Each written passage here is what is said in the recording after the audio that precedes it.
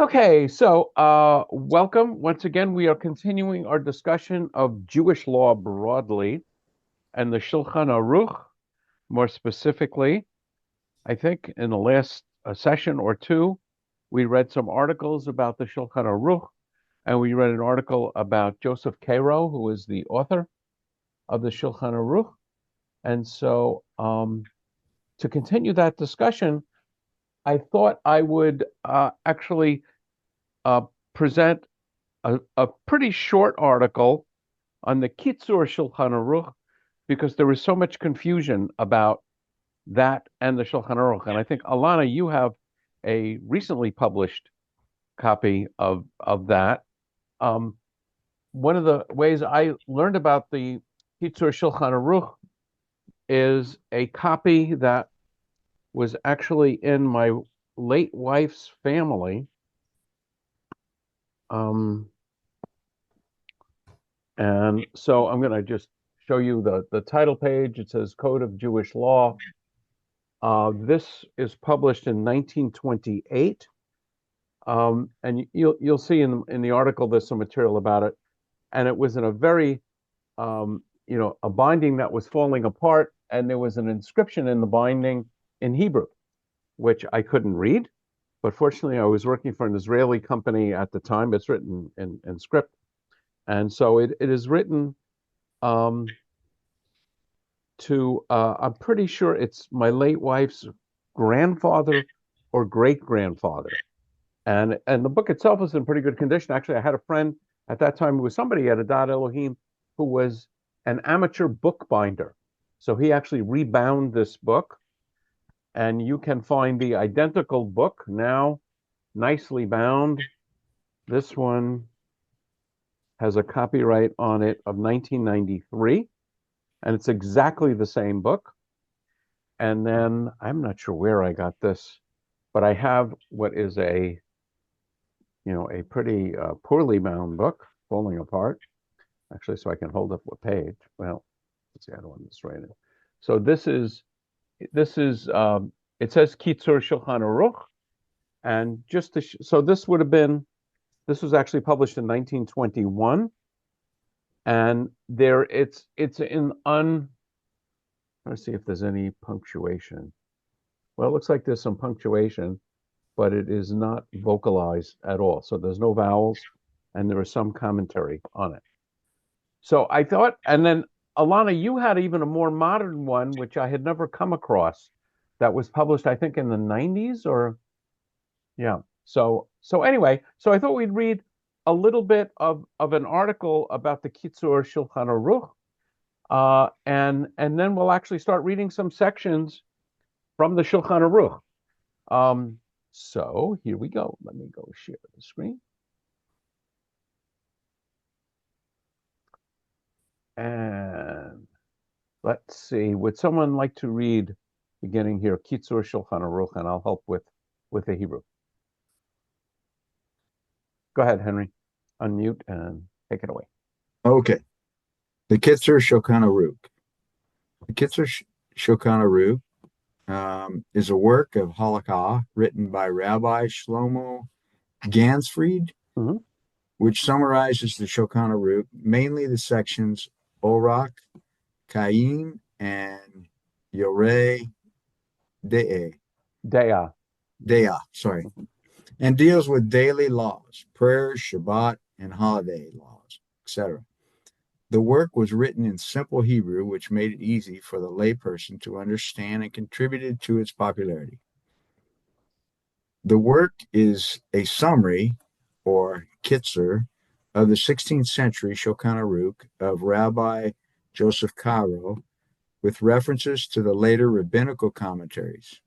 It focuses on the Orach Chaim and Yoreh De'ah sections of the Shulchan Aruch, and includes laws of daily life, Shabbat, holidays, and so on. It is divided into 221 chapters called Simanim. Yeah, Simanim. And again, the word Kitzur means small or little. If someone always asks me, do you speak Hebrew? I will say ktsat, which means a little bit.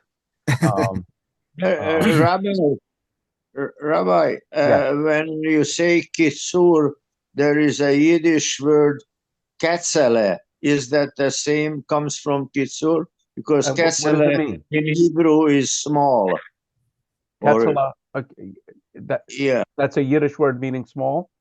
yeah, Yes. Yes. young or small, or Yes. something Yeah. like I that. would say it's the same root, and the ending Allah is sort of a diminutive. So you could have Yeah. mama and mamala and so on. Yes. Okay. I didn't know that about Yiddish. Um, and again, the main. Yeah. So let's read. I think I think you're right here as this work. Right.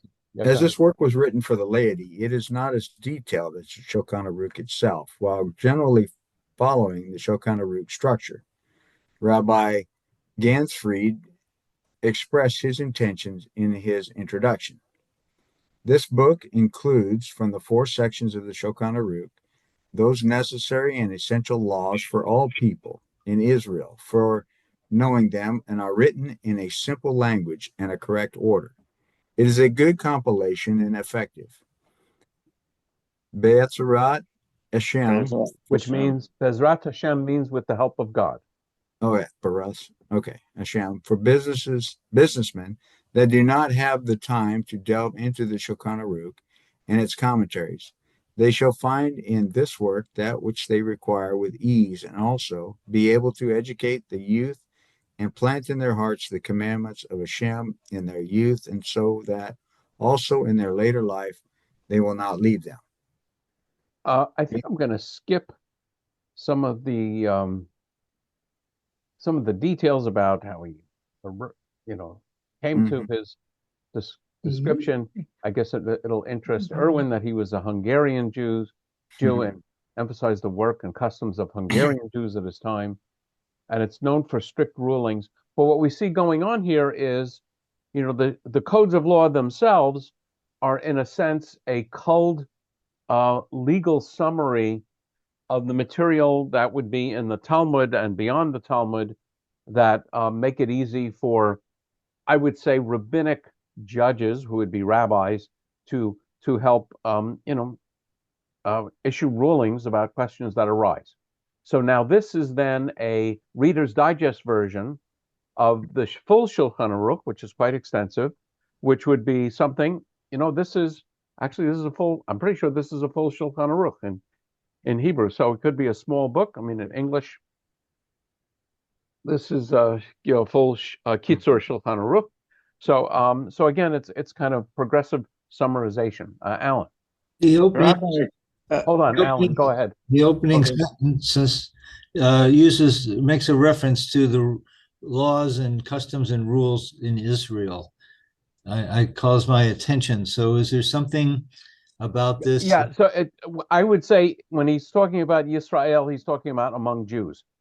I don't think, Oh, particularly because this is written in 1864, I yeah. don't think he is talking about uh, the Holy Land. I think Okay. he's talking about the The people of people Israel. are the community of Israel. Okay, that's good Yes, to know.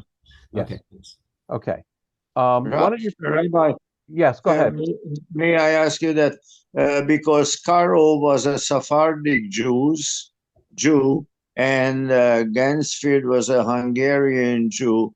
So did he, Gansfield adopted to the Hungarian Esterhazy tradition, the Yeah. Shulchan Aruch? So generally, my understanding is you're correct. Joseph Caro was a Sephardic Jew, and he wrote the Shulchan Aruch, which means the prepared table. And then, God, no, I can't remember his name. Another rabbi, and I'll remember his name, Moshe Isserles, wrote what he called the mappa, the tablecloth for the Shulchan Aruch, which are commentaries, and we'll actually see some of these commentaries in the sections we're going to read. I don't know if those are his commentaries or later commentaries, but basically, he realized that, and I think we read some sections about this last time, that the Shulchan Aruch, as written by Cairo, was strictly for Sephardic Jews, and Ashkenazi Jews could use the book, but they would need some notes to know where Ashkenazi practice and Sephardic practice differed. So now, of course, Gansfried is a Sephardic Jew, a Hungarian Jew.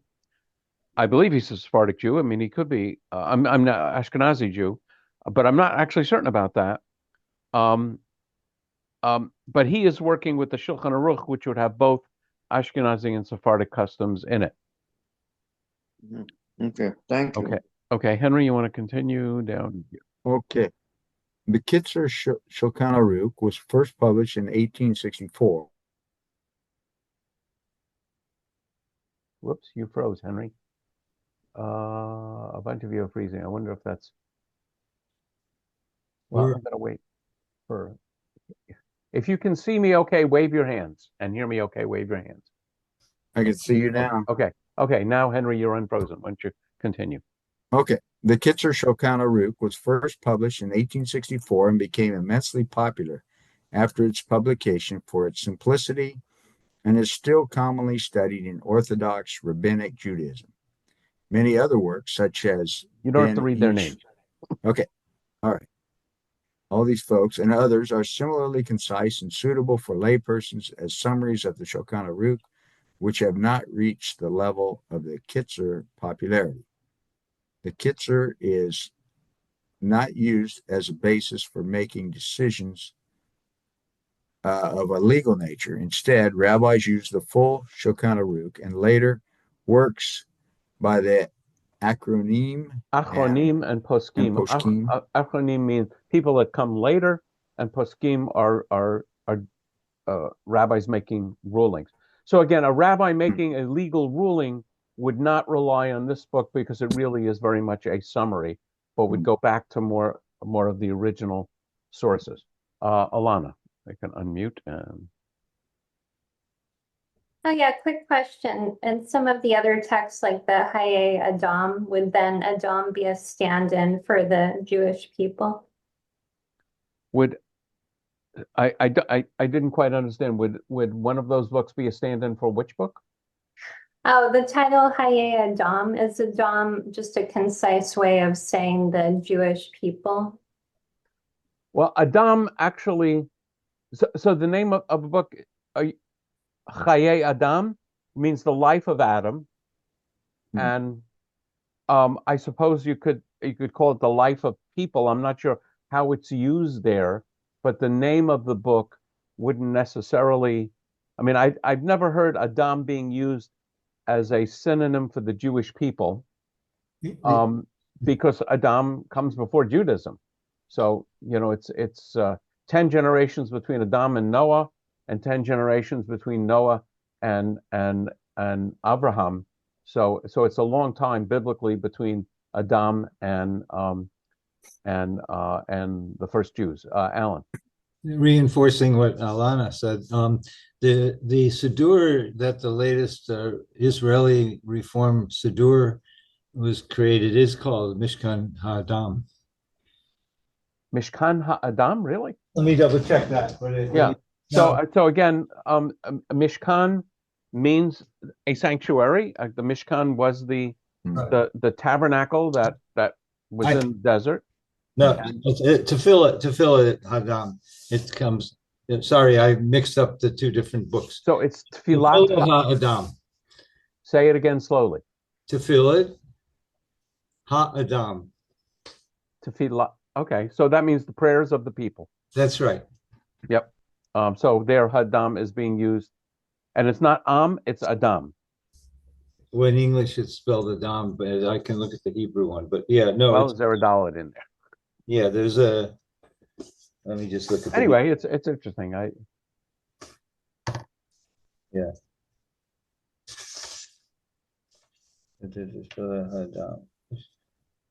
Anyway, so yeah, okay. Okay. Yeah, so I don't know, all the ways that the word Adam is used. Typically, a word for human is Ben Adam, which you could say means the son of man. And there's actually some interesting discussion that phrase, son of man, is a very prominent phrase in the New Testament. Mhm. And there's some controversy about what the author of the New Testament was trying to say. Was it being used in a sense of suggesting that Jesus might be the Son of God? Or I would say using normal biblical Hebrew, it would be just a phrase for saying he was a person, a Ben Adam. Um, the you know in the Yom Kippur teaching where it says God cannot um, um, uh, you God cannot forgive sins between one person and another. It's the phrase is Ben Adam lechavero, between a Ben Adam, a person, lechavero, and his fellow or his friend. So that's a pretty common phrase. Okay, let me just. I'm going to skip a little bit here. You can actually join. I'm just pointing to it. A Kitzur Shulchan Aruch Daf Yomi, where you read you complete the work in a year. Okay, let's read Henry a little bit about translations. Okay. Translations. The Kitzur Shulchan Aruch has been translated into English several times. Hyman E. Golding's translation was published in 1961 with an attempt to eliminate errors and improve upon previous translations, making it more comprehensible to scholar and layman alike. Golding's translation bore the English title Code of Jewish Law. And I think this might be a typo where it says 1961 because you look down here, it's 1927, and the copies I have bear that date.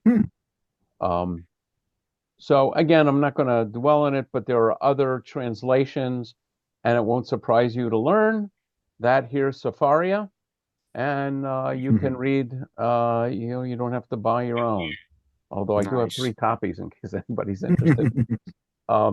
So Safaria has translations and let's see, probably commentaries. Now let's see if I highlight that. Yeah. Oh, there's different translations, related text, sheets, topic. Well, those of you who know and are fans of Safaria can certainly go there. And there's some electronic versions. Okay, that's about all I wanted to read. I just wanted you to be aware because certainly I was not aware, and I think Alana was not aware, that there's a difference between the Shulchan Aruch and the Kitzur Shulchan Aruch. So it's just something to be aware of. So what I'm going to do now is let's read a little Shulchan Aruch. So this is also Safaria, and there are translations, but there's not translations of everything. I think I may have commented to you when I went to this school. I'm wearing my Hebrew Union College sweatshirt. I came across I remember once looking for some things in Shulchan Aruch, and I somehow came to the knowledge that there was no English translation of the Shulchan Aruch, and this is now 25 years ago. So what I talked about looking at was the discussion of honor and fear of parents toward parents. And so this is, as I searched for it, this is in a section called Yoreh Dea.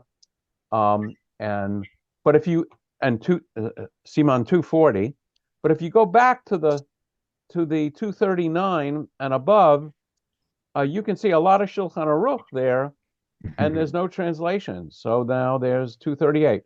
So I haven't really made a careful study of all the material that Safaria has, but evidently even it does not have everything translated. So I honestly don't know whether there are other places where you can find translations of everything. So that's kind of interesting. And again, the idea, in a way, this makes sense to me, because the people who would really consult the full Shulchan Aruch would be rabbis who are concerned with making halachic decisions, which lets me out, by the way. And those people would have, a full working knowledge of Hebrew, so they wouldn't necessarily need a translation. So I thought it was interesting, and as I glanced at this material, it's very much the same in the Kitzur Shulchan Aruch, but I thought it would be interesting for us to study a little Shulchan Aruch. Next time you run into an Orthodox friend who is belittling Reform study, you can say, well, we were just studying the Shulchan Aruch. Have you ever studied the Shulchan Aruch? And it'd be interesting to see what kind of answer you get. So I think I'm going to read here. And again, you'll notice the Hebrew is unvocalized. It is, at least there's some periods there. So you have at least the benefit of knowing where sentences begin and end, unlike a Torah scroll. Okay, so any questions before we start diving into some of this text? Yeah, go ahead, Alan. Sometimes in some of the Talmud books, not this one, the bolding is intended to convey something different than the unbolded. Is that true here? No. Okay. I think here everything we read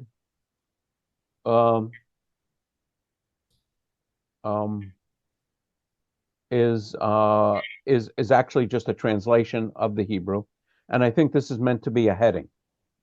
Okay, yeah. In the other experience, the bolded is the literal, and the unbolded is actually commentary. Yeah, so that's different. But that's in Steinsaltz's translation of the Talmud. Yeah, that's what I'm thinking of. Yeah, that one. Yes, yes. So I'm glad you asked, because that does not apply here. Rabbi? Yes. Can I ask you concerning the commentary of honor and fear? Yes. The Ten Commandments says, honor your mother and father. It never says fear your mother and father. There's another place in the Torah, and I can't remember specifically. In the Ten Commandments, it says, honor your mother and your father. And there's another place where it says fear. No, it says honor your father and your mother. And then there's another place where it says fear your mother and your father. Could that be the differences between Exodus and Deuteronomy? No. In Deuteronomy, they're the same phrases. It's just a different place in the Torah. And I remember this because the commentary is that you're more inclined to honor your mother than your father. So therefore, it puts the father first when it says honor. And you're more likely to fear your father than your mother. So it puts your mother first when it says fear. But again, this is pretty simple Hebrew. I don't know if any of you, have some Hebrew knowledge, but this is just Ezahu Kavod. What is Kavod? The Ezahu Morah. And what is fear? The Dinehem and their laws. Uvo, Kaf Hey, Kaf is 20, Hey is 5. Simani, Seifim, paragraphs. So that's the heading. We're going to find 25 sections. This is number 1, there's number 2, and there's 25 of them. So that's kind of the main heading. So what I want to give you is a sense. Now remember, the Shulchan Aruch written in the 1500s, so it's giving us a glimpse into life back then, and basically an analysis of the laws. One must be very careful concerning his father and mother's honor and fear. Gloss. So gloss is an addition. I don't know if this is a Shirley's or not, but it's an interesting little commentary. But nevertheless, the court does not enforce the honor of father and mother, since it is a positive commandment, the reward of which is alongside it, such that the court does not enforce it. And then he's providing sources for that gloss. So again, for certain laws, a Jewish court can enforce the laws, but not these. I just want to make sure there's a bunch of these I want to skip because they get a little tedious. Ezahu Morah, what is fear? He should not stand in the place designated for him to stand in the consultation of elders with his colleagues, or the place designated for him to pray. Now they're talking about the place designated for one's father. Nor should he sit in the place designated for him nor should he sit in the place designated for him to recline in his home, nor contradict his words, nor determine his words in his presence, even to say, Father's words appear correct. And he should not call him by his name, neither in life nor in death, but rather say, Father, my teacher. If his father's name was like the name of others, he changes the names of it in an unusual, he changes the name, their names, if it is an unusual name that not all of the people call their offspring with. But it is permissible to call others with a name that is common, not in front of him. So basically, you get a sense of sort of extraordinary care. To what extent is there fear of a parent? Had the son been dressed in fine clothing and sitting at the head of the community, and his father and mother came and ripped his clothes, hit him on his head, and spit in front of him, he should not shame them, but rather remain silent and fear the King of Kings who commanded him. V'yirah mean melech malachei hamalachim. So you don't, even if your parents are publicly humiliating you, you don't lift a finger, an eyebrow, or your voice. What is honor? He feeds him and gives him drink, dresses and covers him, clothes him, and brings him in and takes him out, and he does so with a pleasant countenance. For even if he feeds him a fattened owl every day, yet does so with an angry face, he will be punished for it. There's a whole discussion, I think it's Talmud, maybe it's in legal material, about a delicacy where and it reminds me, I think foie gras, they stuff a goose, and it causes the liver to become distorted, and apparently this is a fine delicacy, and many people who are concerned about treatment of animals will not eat foie gras. But so even if he's giving him the best food, even if you're feeding your parents the best food, if you do so with an angry face, that's not complying with the law. Loss. And likewise the opposite. If one makes him, a parent, grind with a millstone, but his intention is for the good in order to save his father from something harder than this, and he speaks with appeasement to the heart of his father and shows him that his intention is for the good until his father agrees to grind with the millstone, he acquires the world to come and some sources. And he serves him in other ways in which a servant serves his master. So there's a lot going on, which is really about attitude. I'm going to skip a few here. And I want to. Yeah, go ahead. Like in other books, there's support by text in the Torah and the Bible. Is that also done in this kind of book? Because I'm thinking it's done apparently in some of the glosses. I see it. I'm thinking of a couple of examples. That's so why it says Gemara and Rashi, chapter 1 of Kiddushin and Yerushalmi. So there are some references here. Well, the one that I'm thinking about is Noah's sons when he gets drunk and they cover him and help take care of him. They cover him and when Noah, according to what I'm remembering, the sons are honoring him by, hiding him because he's drunk. If part of it. So that's the kind of an example that I was looking for that might be in this kind of book that would say it's supported by the. So I think again the Shulchan Aruch has some of this, but it's really meant to be, used by rabbis for making decisions, so it doesn't go overboard with that. I mean, what you'd find in the Talmud is an argument about everything, and then presumably coming to a conclusion. So you're not going to find that in the Shulchan Aruch. Okay. Let me go to number 7. One is obligated to stand before his father, but if the father is a student of his son, each must stand before the other. So you actually have a conflict here because you stand before your father and you also stand before your teacher. So what happens if the son is the teacher of the father? They stand before each of them. And they're quoting the Tur in the name of Roshta. I think that's another a legal code. But if the son wants to forego his honor so as to serve his father, he is permitted. So he is allowed to stand before his father and not have his father stand before him. For behold, the teacher who forgoes his honor is forgiven. But that is specifically in private or even in public when he is known in the city, such that everyone knows that this is his father. But if the son is a great Torah scholar and the father is not known in the city, we should be concerned about the disgrace of the Torah. For if the son is disgraced before the father, so they should distance themselves from one another, so that neither one should reduce his honor before his fellow. This is all the understanding of the rabbi according to the opinion of the Beit Yosef, which is another code. I'm going to read a little more here. Up to where? How extensive is the honor of father and mother? So now we're going to get some examples.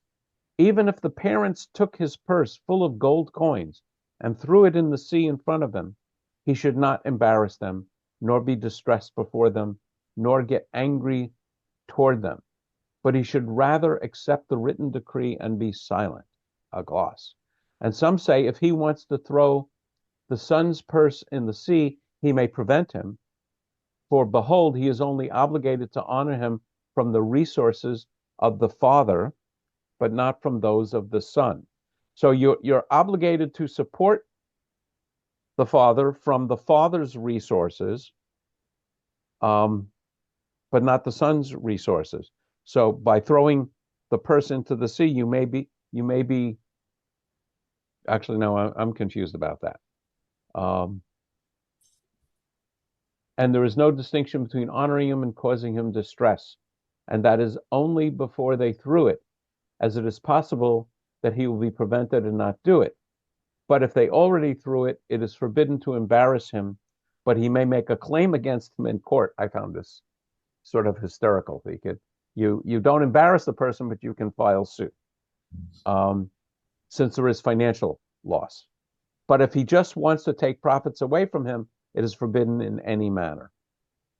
As you can see, this gets a little tedious. I'm going to skip 9.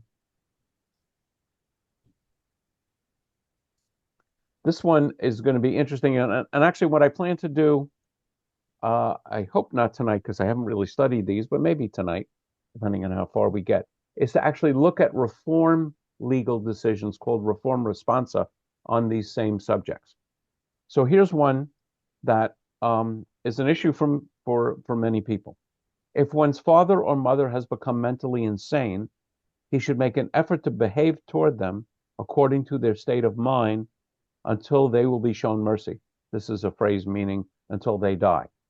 But if it is impossible for him to stand it because they have become utterly insane, he may leave them and go away, charging others to take proper care of them. This comes up even in my rabbinate, where you have parents, and we'll see actually, I think in some of the reform responses, suppose the parents have really done terrible things. So what this is really addressing is they may be suffering from Alzheimer's or other issues which cause them not to behave well. What do you do? And the answer is you make an effort to behave toward them according to their state of mind until they die.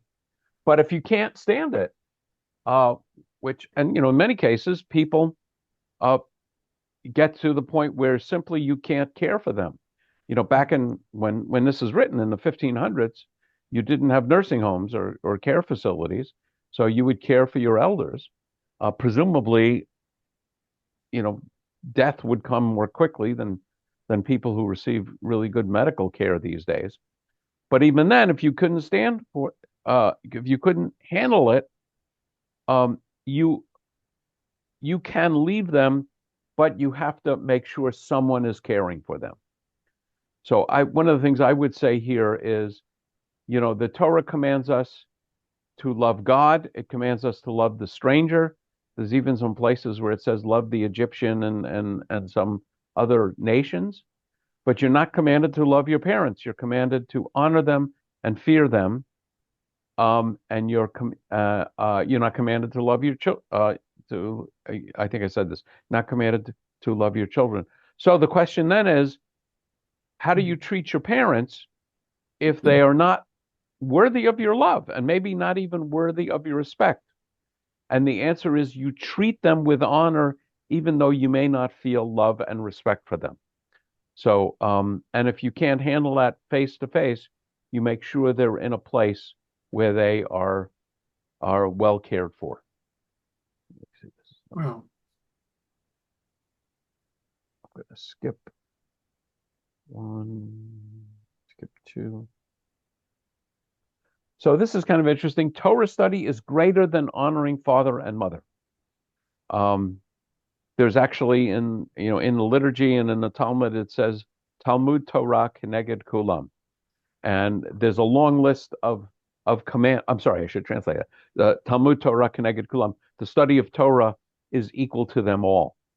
And there's a long list of things that if you obey these commandments, you get you get some reward in this world, but you get lots of reward in the next world. And honoring father and mother is the first one listed, but basically, certainly the rabbis and here the legal decisors are going to say it's Torah study is greater than them because it leads to them. Alan, yeah. Yeah, the choice of words. The last thing you said is what I come to accept, that you do these things because it leads to them, but it sort of sounded like you said that my parents are hungry, but I need to go study Torah. So I won't. Okay, well, that's actually the next section. Oh, okay. So it sounded like it's not, there's some kind of contradiction here, in my mind, actually. Okay. Yes, there is a kind. So let's see what it's. Well, first, this part that we skipped is let's see. Well, let's read some of the two that we skipped. If one saw that his father was transgressing a Torah matter, he should not say to him, "You transgressed a Torah matter." Rather, he should say to him, "Father, such and such is written in the Torah," as if he's asking him, and not warning him. And he will understand on his own and not be embarrassed. And if the father said a mistake in teaching, he should not say to him, "Do not teach it thus." I may have told the story once. Long before I was ordained, I was still serving a congregation in Camarillo, and I had my first funeral where there was military honors. And I was so impressed with the military honors, I forgot to say Kaddish after the person was laid to rest. And one of the very knowledgeable people in the congregation came up to me afterwards and asked me a question. He said, "Rabbi, should we say Kaddish?" Which was a very sweet way of reminding me that I had missed saying Kaddish. And actually, I mean, this I think is an important thing to keep in mind in life in general. And that is publicly humiliating someone is a terrible thing to do. That's right. I mean, the rabbis talk about the fact that, I think, Erwin, you've quoted this, that the blood drains from your face, so they make it equivalent to spilling blood. And this came up actually I work out with a trainer, and another trainer was standing there, and I was doing an exercise where I'm pushing a very heavy weight with my feet, and he basically says out loud in front of me and the other trainer, he's doing it wrong. He's going to hurt himself by extending his legs that far. So basically showing off about how brilliant he was and about how incompetent my trainer was. And my trainer, later assured me that I'm okay and we were doing it fine.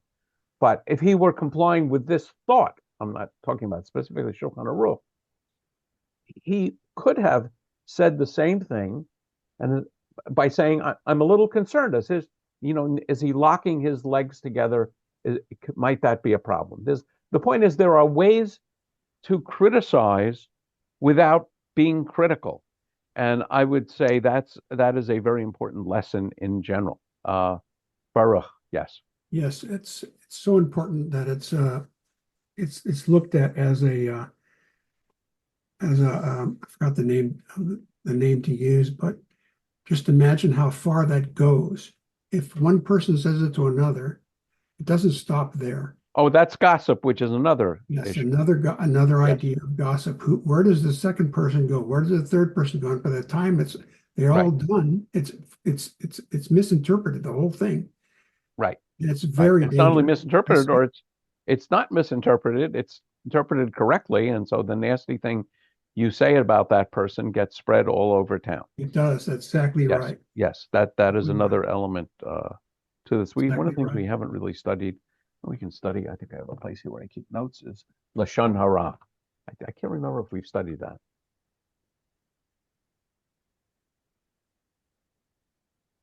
Okay. And along those lines, that you're asking, Alan, if his father said to him, "Give me water to drink," and there was another passing commandment before him to do, such as burying the dead or a funeral, if it is possible for the commandment to be done by others, he should occupy himself with the honor of his father. But if he began the commandment first, he should finish it, as one who is occupied with the commandment is exempt from another commandment. And he quotes the source on that.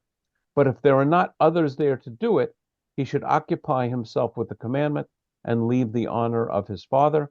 However, if the time of the commandment is not passing, he should occupy himself with the honor of his father and do the commandment afterwards. So this goes on with the same idea. If his father said to him, "Give me water to drink," and his mother said to him, "Give me water to drink," he leaves his mother and occupies himself with the honor of his father. But if she is divorced from his father, they are both the same, so he can make first whoever he wants. My guess is the origin of this is that the mother is primarily the responsibility of the father. I'm guessing at that. There's no real explanation. Let me see. Now I'm going to areas that I haven't reviewed carefully. If his father said to him to transgress a Torah matter, whether a negative commandment or a positive commandment, and even a rabbinic commandment, he should not listen to him. If his father commands his son not to speak with X and not to forgive him until a set time, whereas the son wants to appease him immediately, were it not for his father's command, he should not be concerned about his father's command. So these are all examples of where you obey Torah law rather than the commandment of honoring your father. Because remember, generally speaking, the Torah doesn't tell us which commandments are primary and which commandments are not. They're, and the issue arises when they conflict. And I'm sure the Talmud gets into this. I'm pretty sure I once studied a section of Talmud where a father asks a son to move a heavy bench on Shabbat. And the problem is they're on a earth floor, and by dragging the bench, he's actually plowing. He's moving the earth around the legs of the bench. And Right. plowing is actually one of the specifically forbidden things to do on Shabbat. I remember that, that there's this conflict about not wanting to publicly embarrass the father. And one of the outs was run and hide and pretend that you're not there. Let's see. Let's read a little more, and then we can have a little discussion and break for the evening. Both a man and woman are the same regarding the honor and fear of father and mother. However, a woman does not have the wherewithal in her hands to do it, since she is bound to her husband. So this is another statement. Yes, you can pound the table and be angry that the woman is under the rule of her husband. Therefore, she is exempt from the honor of father and mother while she is still married. But if she is divorced or widowed, she is obligated. A mamzer, someone born of a forbidden union, is obligated in honoring his father and in his fear. Even if his father is wicked and sinful, he must honor and fear him.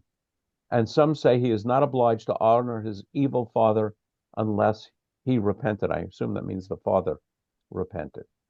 One or two more. Actually, we can probably read all 25. It is forbidden for the parent to make his yoke heavy upon his children. and to be exacting with them about his honor, so as not to bring them to an obstacle. Rather, he should forgive and avert his eyes from them, since a father who forgives his honor is forgiven. So if you're a parent, you don't want to make your children crazy about honoring you.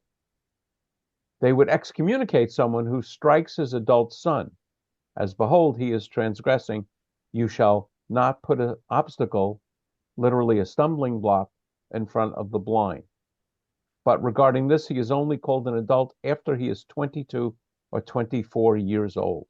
Okay, that's interesting. So the idea of a stumbling block in front of the blind, by striking your adult son, you are making it likely that the adult son will strike you back, or dishonor you, or humiliate you, or something.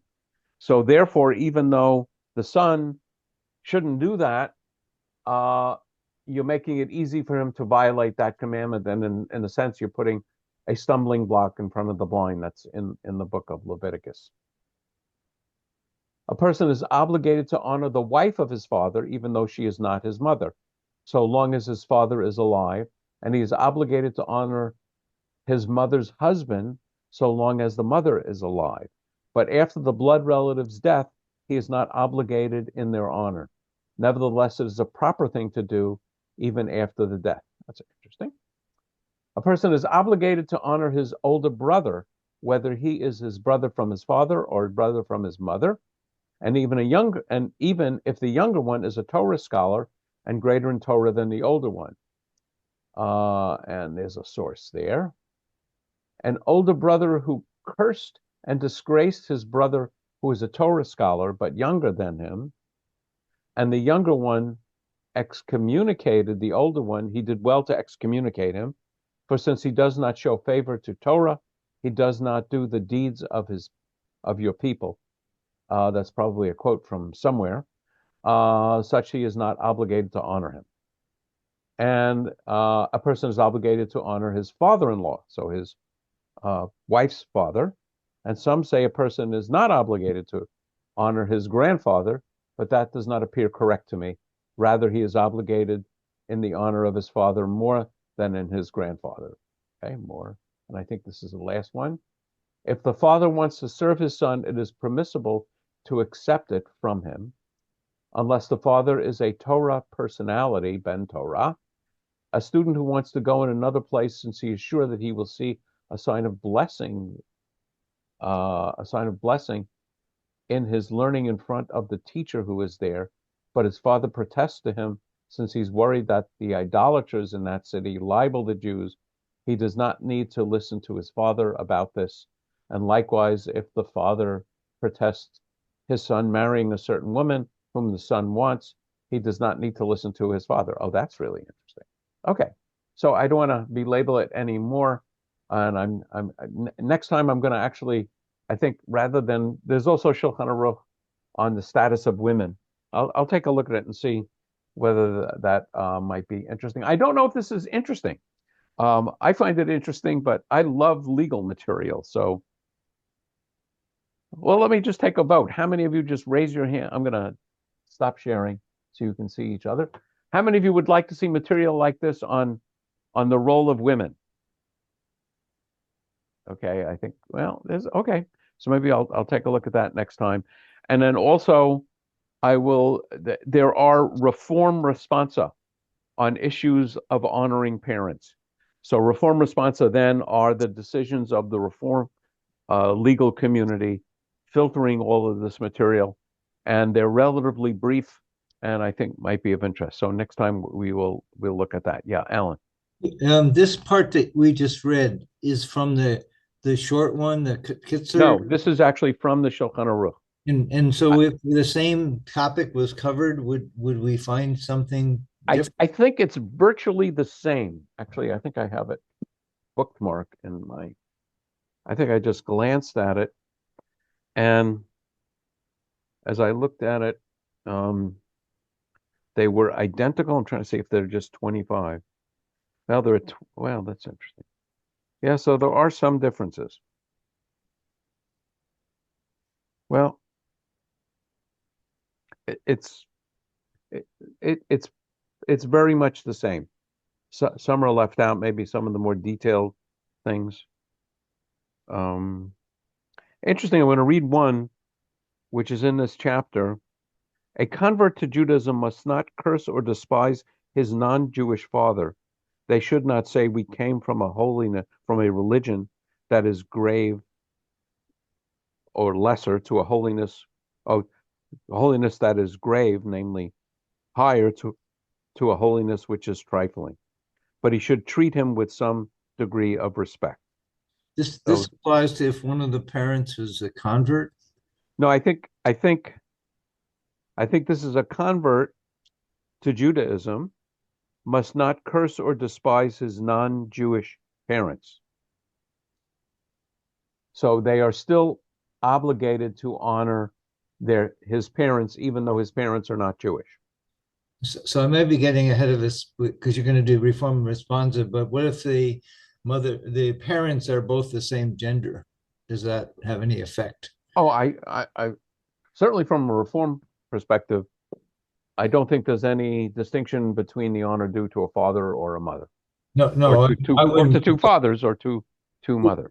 But I didn't know whether that to make that clear, what you just said, which I agree, needed to have a responsive. That's all. Yeah, I don't know. And basically responses get written only when people actually ask questions. That's what I just.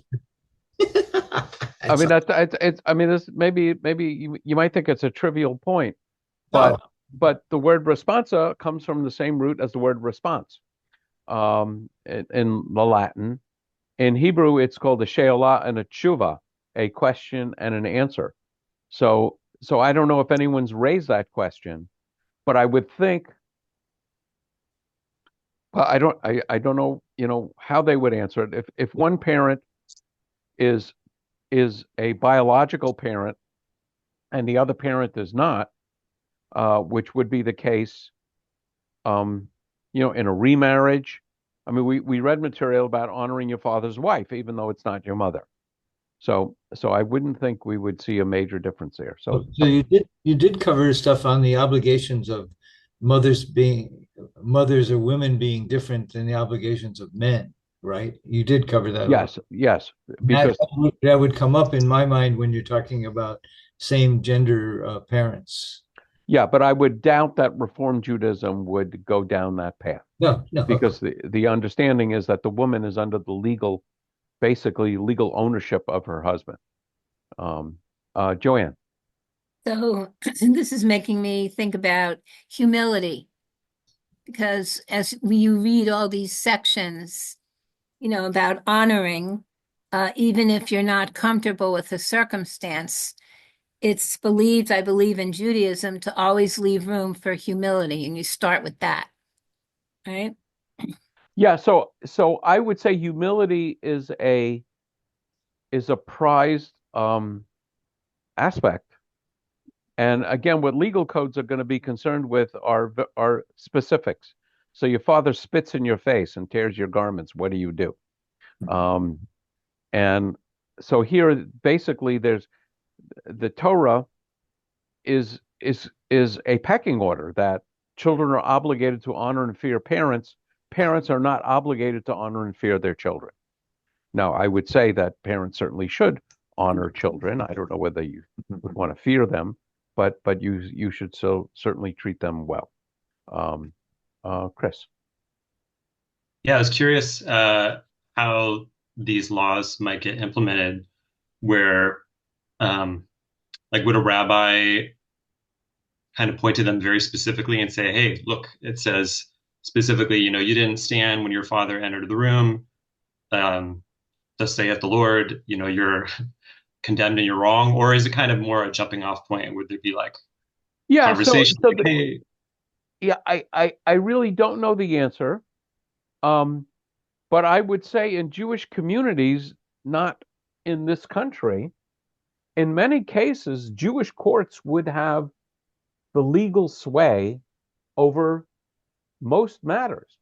So, for example, I was just doing this. I was scanning and sending documents for Sonia because her her family owned a lot of property in Casablanca, and they're trying to somehow sell it or get rid of it or something. And so there are lots of documents like wills and dispositions and permissions in the case of her family, and they're all basically brought to a religious court. They're brought to the Beit Din of Casablanca. They are not brought to a civil authority in Morocco. They are basically a religious authority. And in a lot of cases in Israel, family law is the subject of religious law. So in Israel, and this is changing somewhat, there are no civil marriages. But throughout history, generally speaking, if a Jew had a claim against another Jew, such as damages, your ox gored my ox or destroyed my fence or so on, they would go to a religious court. They would not go to a civil court. And the religious court would have the authority to enact fines and punishments. I don't know about imprisonment, and certainly, for the last, hundreds of thousands of years, not enacting a death penalty. But they would have a certain amount of authority. And and I'm now looking up at my ordination certificate, which is right above my eye, and it basically says, in English, it says, is authorized and licensed to perform all rabbinical functions in the name of God in Israel. But part of that in Hebrew is yadin yadin, which means he will judge, he will judge. So I become, a judge of a rabbinical court, which usually is all the rabbinical courts I've ever served on have been for purposes of conversion. Erwin, did that answer the question, Chris? I really don't know. If a son dishonors the father, what remedies would a court impose? I think the very first thing we read said that this is not, the subject of the Jewish court. It says, let's see, where was it? It's two. Yeah, it says the court does not enforce the honor of father and mother, since it is a positive commandment, the reward of which is alongside it. Namely, it's his own reward, or God will reward. But certainly things like property rights and other civil matters, a religious court, a court would enforce. Makes sense. Erwin. Yeah, my understanding is in the beginning, all the way in the beginning, when they made a decision against one Jew against the other one, I think the punishment was to send them outside of the camp, so they were not part of the group or the so tribe. for certain things in the Torah, we read about that. For certain things, the person is put to death. For certain things, the person is cut off from the people. It's called karet. For other things, they're sent outside the camp. Even for certain diseases, once they're cured, they're sent outside the camp for 7 days. But that's Torah. Now, in all of this, we're really dealing with the rabbinic days and ages, where it's being ruled by the Talmud rather than by the Bible.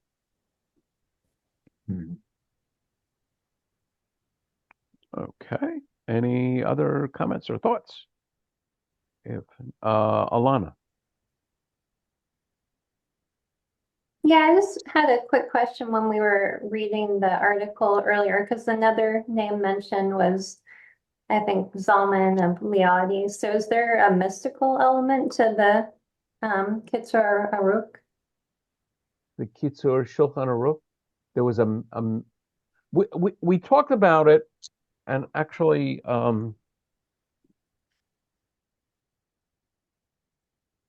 my understanding of it is as follows. One of I think the central elements of Jewish mysticism is to cleave and become closer and closer to God. So therefore, you would be very concerned, if you were a true Kabbalist, to be as observant of Jewish law as possible. So therefore, this kind of legal material would be very important to you. I don't know if that's the kind of thing you were asking about. Yes, thank you. Yeah. So again, I would say, the difference, Sophia, who has other obligations on these evenings, but listens to the recordings and sends me um, quite interesting questions and discussions about this, talks about mysticism and asks questions about mysticism. And I think one of the big differences between Jewish mysticism and other forms of mysticism is in Jewish mysticism, there is a clear desire to be an observant halachic Jew. It's not about feeling, it's about doing and cleaving to God and becoming closer to do the work of God. Um, and let's see where I saw this somewhere. I saw it. Yeah. Oh, I know. There's some other articles that I'm reading that that'll bring up in future classes. So, there's a story about a Rebbe in a town who would disappear uh, in the early morning hours. Nobody knew where he was. So one of his students hides in his house and sees the Rebbe get up and dress in ordinary workman's clothes and go to the woods and chop down wood and bring it to the house of a poor widow who can't afford wood to keep her house warm and sell it to her, and she can't afford to pay for it. And he says, "Don't worry about it. God will provide." And basically, he is basically doing tzedakah. He's helping her out and providing wood that she could not otherwise um, afford. And this is the chief rebbe of a community doing this kind of work. And you ask about humility, but it's basically, how can I obey even one more mitzvah? And that's again why those of us who quite often will come into contact with Chabad and other ultra Orthodox Jews. And if you're a man, they will want you to put on tefillin. If they're women, if you're a woman, they will give you Shabbat candles and ask you to light candles, because this idea is that in traditional Judaism is obsessed with Jews doing mitzvot. And that's what Jewish spirituality is about. How can I be more and more observant? I would say, and by the way, there is no word in biblical Hebrew for spirituality. In modern Hebrew, it's ruchaniyot, which comes from the word ruach, which means spirit. It can also mean wind. And I would say, in Christianity, it would be people more obsessed with how can I, be more like Jesus or learn the lessons of Jesus. And different forms of spirituality. And I don't know, what Eastern spirituality, what their objectives are. But yeah, so legal material. Yeah, that's right. We talked about it in connection with this guy, Joseph Cairo, who was a mystic, yet he is also, one of the great legal authorities. And on the surface, those two things might not sound like you would think that they would come from the same person. But I think with that sort of insight into Jewish mysticism, it does make more sense. Baruch.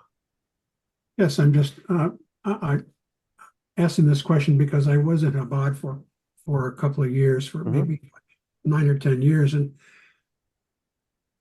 I am in now a different place, but different temple. But I'm wondering, does doing mitzvahs bring you closer to God? Is that what Chabad is about? It, and when you wear a tefillin, does it bring you closer to your Maker? Is that what I'm hearing?